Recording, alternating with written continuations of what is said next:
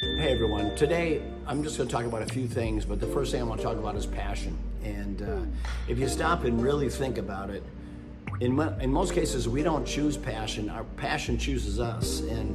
But we need to be aware of it. And you need to think about what are the things in your life that you're doing that put a smile on your face or fill your heart with joy. That's what passion is. Passion shouldn't be where do you make the most money. Okay, don't let money be the derivative of what brings you passion. Honestly, find the passion first, and then the money will follow. And I don't want to be cliche, but you hear all the time, find something that you love, and you'll never work a day in your life. Obviously, that's very true. But I just want to back you up a little bit. When you're thinking about passion, I want you to really put it in the right context, especially passion when you're working. And I don't know, if when you think about it, we spend about a third of our lives at our job. So what a blessing it would be if you could find your passion while you're working.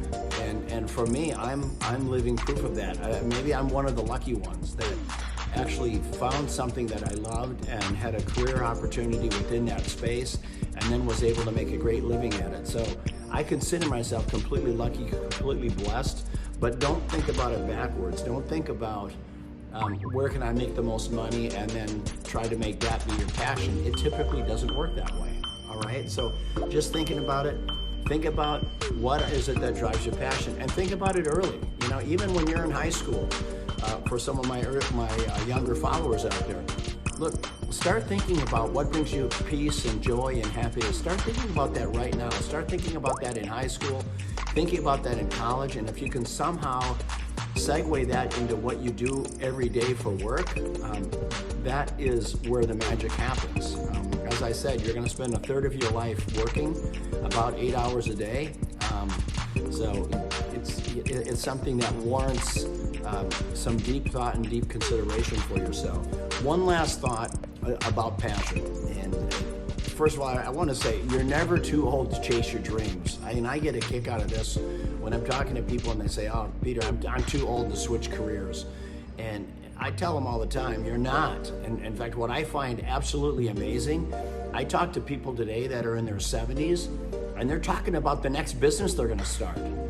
I mean, that's the difference in today's day and age, that people, they're just not quitting. They're not sitting back thinking, you know what, I'm going to retire when I'm 65 or whatever the hell the age is nowadays. Most people that are go-getters, the last thing they want to do is retire. Retirement to me sounds boring. In fact, I think they should come up with a new name for retirement. You shouldn't even say, it shouldn't even be a word anymore. I think it should be transition.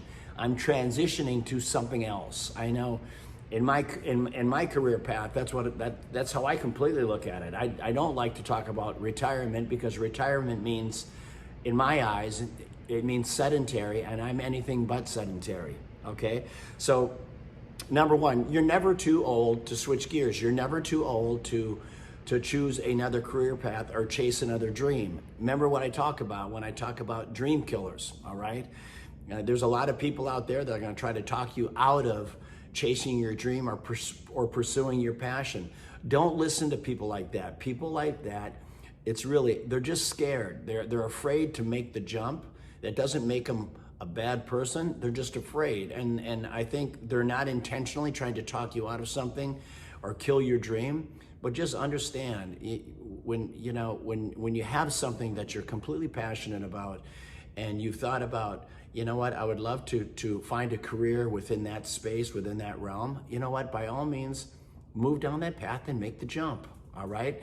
As I've said before, life, it's not a dress rehearsal, right? We only get one shot at it here. So none of us get out of here alive, so make the best of your time right here on earth. So you know what, if you've got passion, if you've got a dream, by God, go chase it and don't let anyone talk you out of it.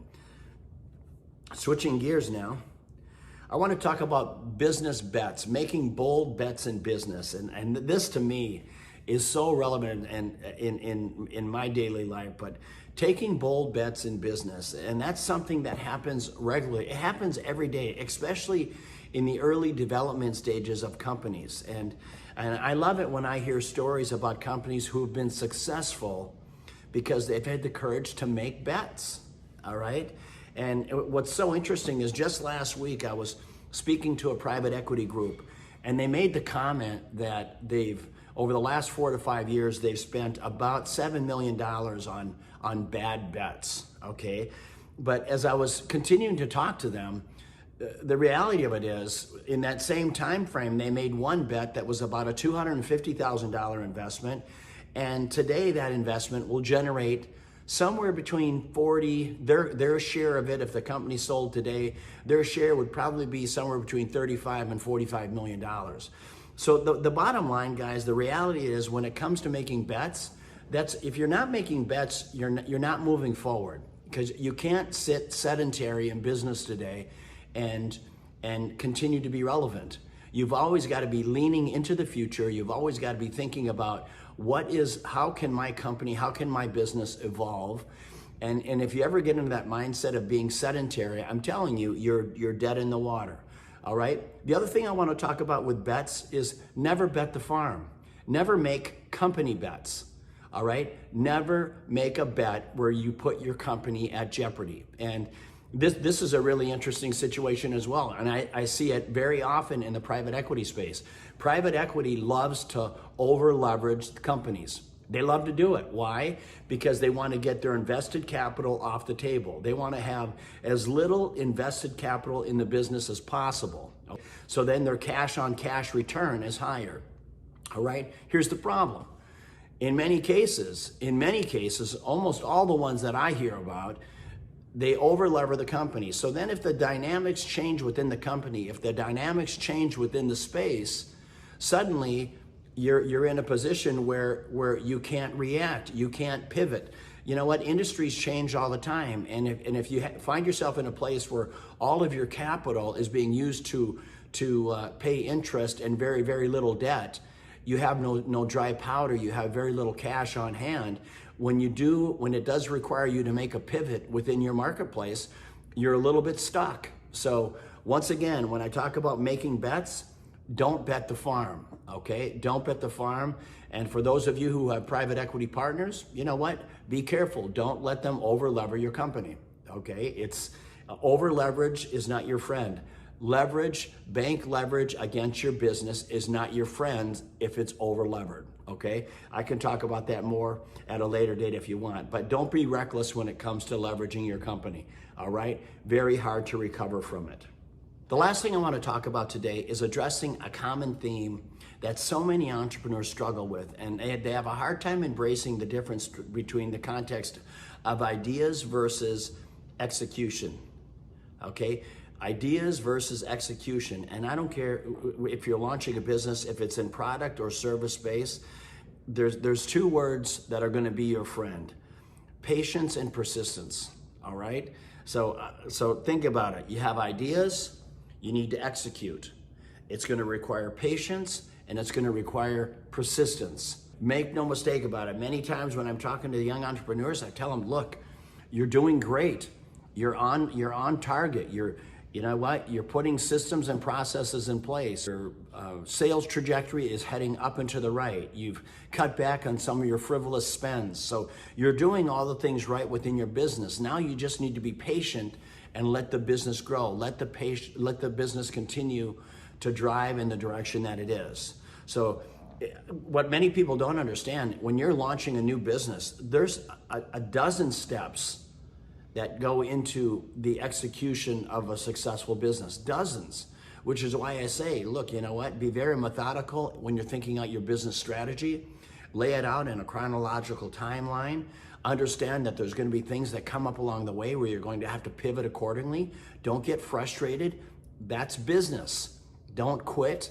That's business. That's why I say, you know what, be patient, but equally as important, be persistent. Don't quit.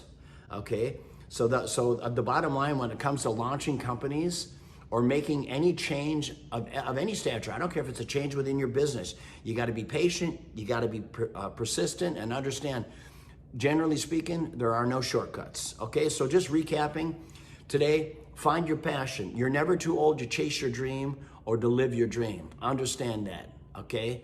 Passion, you're never too old. Go ahead and chase it down. When you're making bets with your company, never bet the company, okay? Never put your company in a place where you jeopardize its ability to react or pivot accordingly, all right? How does that happen? In most cases, it comes from being over-levered, which means putting too much debt against the company, which means you don't have enough capital on the sideline, which will allow you to move, maneuver, pivot, call it what you want during times of unpredictability. It's absolutely critical, okay? Last part is, you know what, chasing your dreams. You know what, you're never too late, you're never too old. Chase your dreams, find your passion. The last point, if you're looking to make a change in your life, start a new business, remember the virtues, 2 virtues that'll be your friend: patience and persistence. All right, think about it. You're gonna make a change. Patience and persistence, all right? Everybody, make it a beautiful day and God bless. Take care.